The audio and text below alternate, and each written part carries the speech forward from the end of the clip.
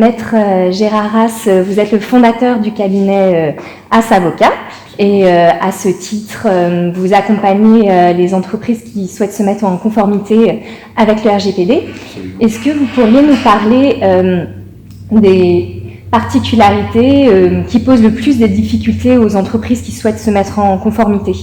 Depuis le 25 mai 2018, le règlement général de la protection des données est applicable et donc les entreprises doivent se mettre en conformité. Le premier problème qu'elles rencontrent dans le cadre de la mise en conformité, c'est la cartographie des risques qu'il faut établir. Donc ça se fait par le biais d'interviews au sein de l'entreprise et donc c'est une organisation à mettre en place. Il y a aussi une sensibilisation et des formations à mener et là aussi ça implique au sein de l'entreprise toute une mobilisation de ressources. Au-delà de ça, il y a la préparation et la mise en place des registres et la désignation d'un DPO.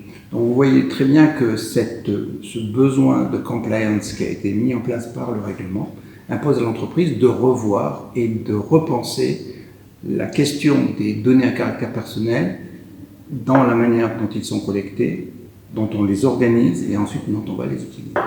Et est-ce que vous pourriez nous parler de pratiques qui étaient largement répandues au sein des entreprises et qui, depuis l'entrée en application du RGPD, sont désormais interdites?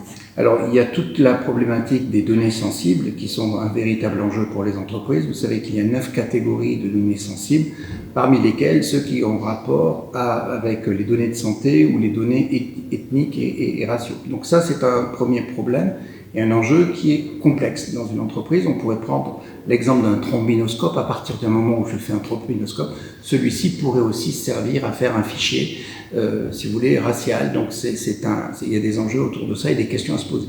Au-delà des données sensibles, on a aussi la question des risques élevés. Alors là aussi, il y a une collecte et une entreprise peut se trouver dans une situation de risque élevé.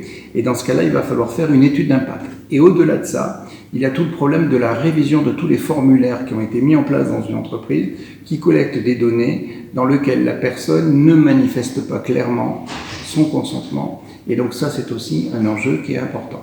Enfin, il y a toute une série de questions qui fait que l'entreprise, pendant très longtemps, était plutôt à collecter des données de manière quantitative, alors qu'aujourd'hui, elle doit avoir une démarche qualitative. Donc on voit que finalement, bien maîtriser le règlement général de protection des données est une véritable opportunité pour l'entreprise afin de créer de la confiance.